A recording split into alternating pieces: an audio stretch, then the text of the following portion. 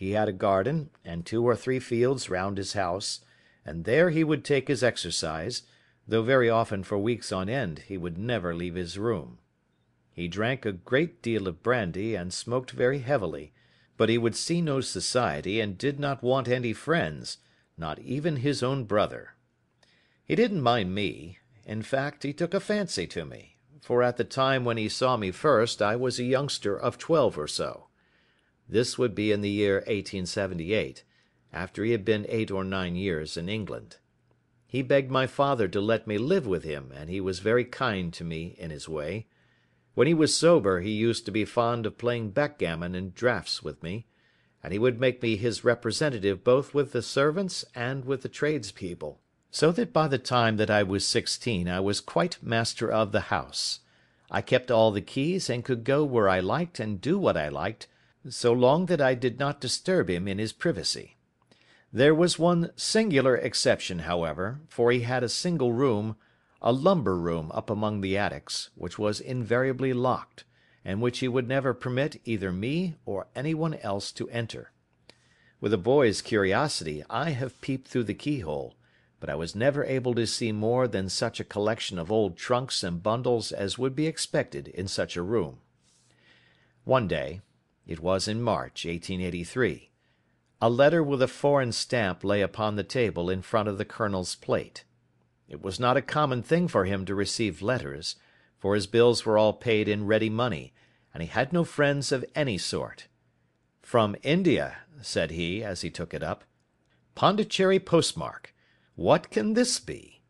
Opening it hurriedly, out there jumped 5 little dried orange pips, which pattered down upon his plate. I began to laugh at this, but the laugh was struck from my lips at the sight of his face. His lip had fallen, his eyes were protruding, his skin the colour of putty, and he glared at the envelope which he still held in his trembling hand. "K, K, K!" he shrieked, and then, my God, my sins have overtaken me." "What is it, uncle?" I cried. "Death," said he, and rising from the table he retired to his room, leaving me palpitating with horror. I took up the envelope and saw scrawled in red ink upon the inner flap, just above the gum, the letter K 3 times repeated. There was nothing else save the 5 dried pips. What could be the reason of his overpowering terror? I left the breakfast table, and as I ascended the stair I met him coming down with an old rusty key, which must have belonged to the attic, in one hand, and a small brass box, like a cash box, in the other. "They may do what they like, but I'll checkmate them still," said he, with an oath. "Tell Mary that I shall want a fire in my room today, and send down to Fordham the Horsham lawyer." I did as he ordered, and when the lawyer arrived I was asked to step up to the room. The fire was burning brightly, and in the grate there was a mass of black fluffy ashes as of burned paper, while the brass box stood open and empty beside it. As I glanced at the box I noticed, with a start, that upon the lid was printed the treble K which I had read in the morning upon the envelope. "I wish you, John," said my uncle, "to witness my will. I leave my estate, with all its advantages and all its disadvantages, to my brother, your father, whence it will, no doubt, descend to you. If you can enjoy it in peace, well and good. If you find you cannot, take my advice, my boy, and leave it to your deadliest enemy.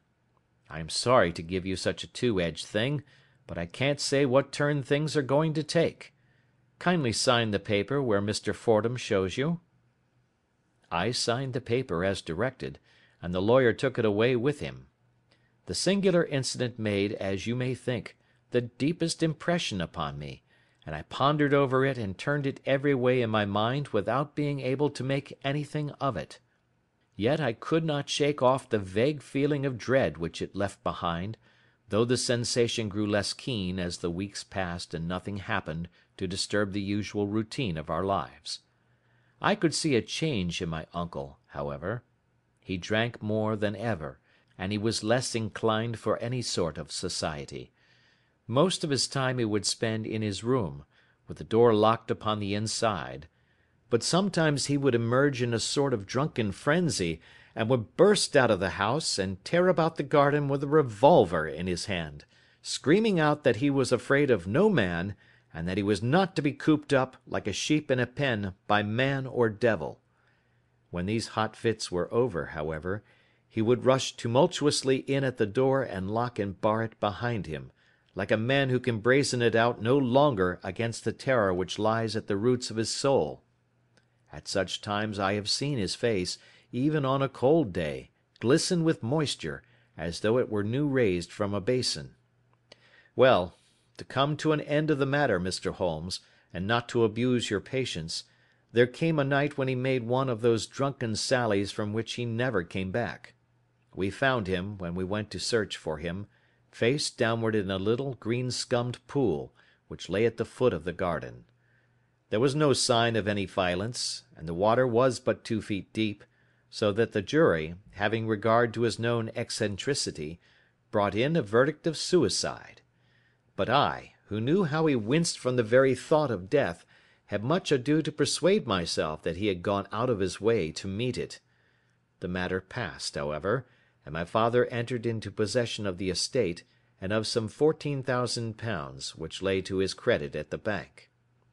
"One moment," Holmes interposed. "Your statement is, I foresee, one of the most remarkable to which I have ever listened.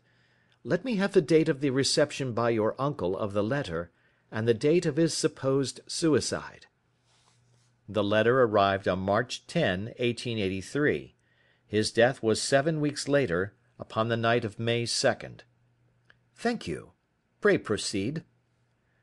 When my father took over the Horsham property, he, at my request, made a careful examination of the attic, which had been always locked up. We found the brass box there, although its contents had been destroyed. On the inside of the cover was a paper label, with the initials of K.K.K. repeated upon it, and "Letters, Memoranda, Receipts, and a Register" written beneath. These, we presume, indicated the nature of the papers which had been destroyed by Colonel Openshaw. For the rest, there was nothing of much importance in the attic save a great many scattered papers and notebooks bearing upon my uncle's life in America. Some of them were of the war time, and showed that he had done his duty well, and had borne the repute of a brave soldier. Others were of a date during the reconstruction of the Southern States, and were mostly concerned with politics, for he had evidently taken a strong part in opposing the carpet-bag politicians who had been sent down from the North.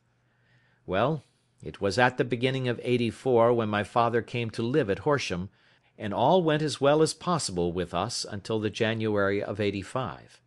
On the 4th day after the New Year, I heard my father give a sharp cry of surprise as we sat together at the breakfast table.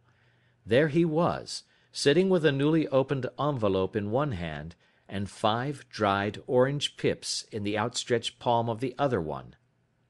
He had always laughed at what he called my cock and bull story about the colonel, but he looked very scared and puzzled now that the same thing had come upon himself.